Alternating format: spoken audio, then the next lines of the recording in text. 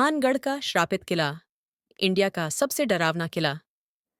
नमस्कार दोस्तों, क्या आप किसी ऐसी जगह पर जाना चाहेंगे जहां सूर्यास्त के बाद जाना कानूनी तौर पर प्रतिबंधित है? एक ऐसी जगह जहां भारतीय पुरातत्व सर्वेक्षण विभाग खुद सूचना बोर्ड लगाकर चेतावनी देता है, अंधेरे के बाद प्रवेश वर्जित है। आज मैं आपको ले जाऊंगा राजस्थान के अलवर जिले में स्थित भानगढ़ किले में, एक ऐसी जगह जिसे भारत का सबसे भूतिया स्थान कहा जाता है। यह कहानी है एक शापित किले की, जहां आज भी रात के अंधेरे में अजीब आवाजें सुनाई देती हैं। भानगढ़ का किला 17वीं शताब्दी में यानी 1573 में बनाया गया था। इस भव्य किले का निर्माण आमेर के राजा भगवंत दास के छोटे बेटे राजा माधो सिंह प्रथम ने करवाया था। माधो सिंह मुगल सम्राट अकबर के दरबार के नवरत्नों में शामिल महान सेनापति मान सिंह प्रथम के भाई थे। किले का नाम माधो सिंह के पिता भान सिंह के नाम पर रखा गया था। यह किला जयपुर से लगभग 83 किलोमीटर और दिल्ली से करीब 235 किलोमीटर की दूरी पर सरिस्का नेशनल पार्क के पास अरावली की पहाड़ियों में स्थित है। एक समय था जब भानगढ़ एक समृद्ध और भव्य नगरी थी। 1720 तक यहाँ लगभग 10,000 घर हुआ करते थे और यह नगर व्यापार, संस्कृति और अपनी भव्यता के लिए पूरे राजस्थान में मशहूर था। किले के परिसर में भव्य हवेलियां, मंदिर, बाजार और शाही महल थे। लेकिन 1720 के बाद यह शहर धीरे धीरे उजड़ने लगा और अंततः पूरी तरह वीरान हो गया। आज यहाँ सिर्फ खंडहर बचे हैं, बिना छत के घर, टूटी हुई दीवारें और एक भयानक सन्नाटा। लेकिन सवाल ये है, इतना समृद्ध शहर रातों रात कैसे उजड़ गया? इसके पीछे छिपी है एक रहस्यमयी कहानी जो आज भी लोगों को डराती है। जिस स्थान पर भानगढ़ किला बना है, वह कभी गुरु बालूनाथ नामक एक शक्तिशाली तपस्वी का था।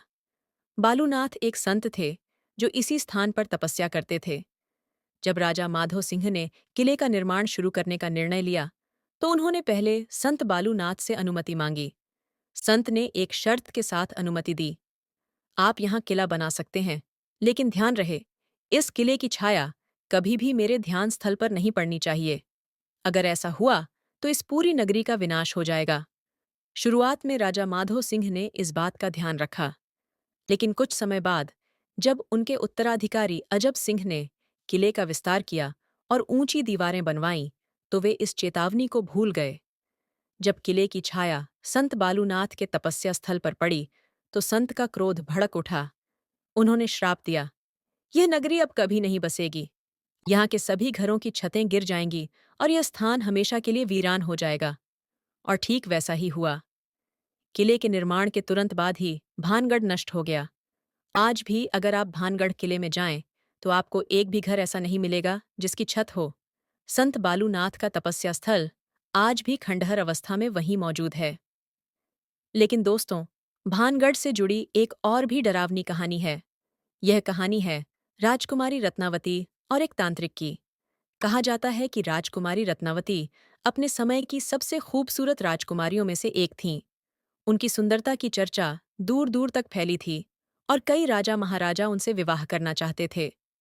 उसी शहर में सिंधिया नाम का एक तांत्रिक रहता था। वह काले जादू में पारंगत था और राजकुमारी रत्नावती से एक तरफा प्यार करता था।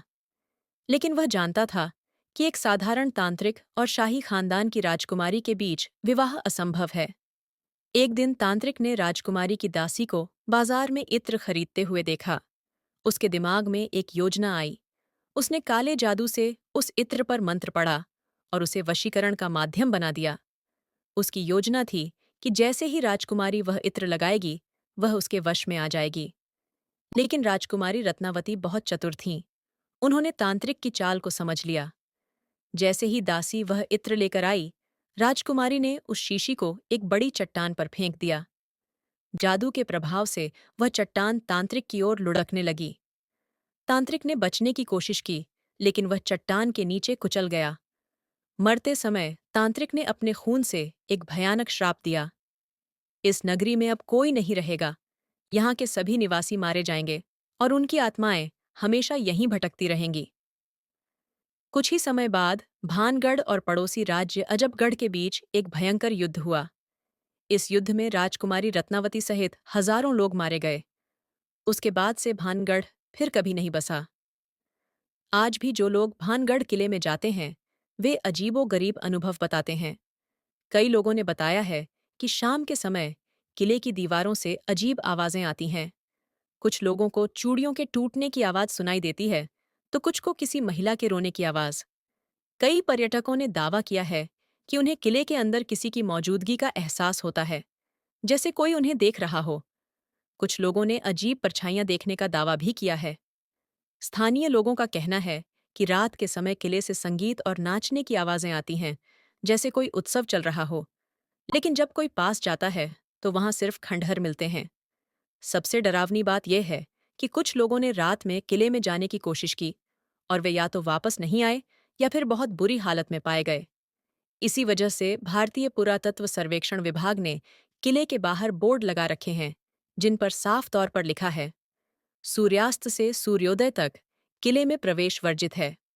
आज भानगढ़ किला एक प्रमुख पर्यटन स्थल बन गया है। हर साल हजारों देशी विदेशी पर्यटक यहाँ आते हैं, लेकिन सिर्फ दिन के समय। किले की वास्तुकला में राजपूत और मुगल शैली की खूबसूरत झलक देखने को मिलती है। लाल बलुआ पत्थर और संगमरमर से निर्मित यह किला अपनी ऐतिहासिक भव्यता का प्रमाण देता है। किले के भीतर स्थित सोमेश्वर मंदिर स्थानीय लोगों के लिए एक पवित्र स्थल है। लोग आज भी यहाँ दिन के समय पूजा अर्चना करने आते हैं, लेकिन जैसे ही शाम होती है, यहाँ से सभी पर्यटक और सुरक्षाकर्मी निकल जाते हैं। रात में यह किला पूरी तरह वीरान हो जाता है। तो दोस्तों, यह थी भानगढ़ किले की रहस्यमयी कहानी। क्या यह सच में एक श्रापित जगह है? क्या यहाँ वाकई आत्माएं भटकती हैं? या यह सिर्फ लोक कथाएं हैं? सच्चाई जो भी हो, एक बात तो तय है, भानगढ़ किला आज भी अपने रहस्यों को संजोए हुए है। यह जगह हमें याद दिलाती है कि इतिहास में अभी भी बहुत कुछ है जो विज्ञान नहीं समझा सकता। अगर आपको यह वीडियो पसंद आया हो, तो लाइक करें, शेयर करें और चैनल को सब्सक्राइब करना न भूलें। कमेंट में बताइए कि आप भानगढ़ किले के बारे में क्या सोचते हैं, श्राप या सिर्फ कहानी। धन्यवाद दोस्तों। अगले वीडियो में मिलते हैं एक और रहस्यमयी कहानी के साथ।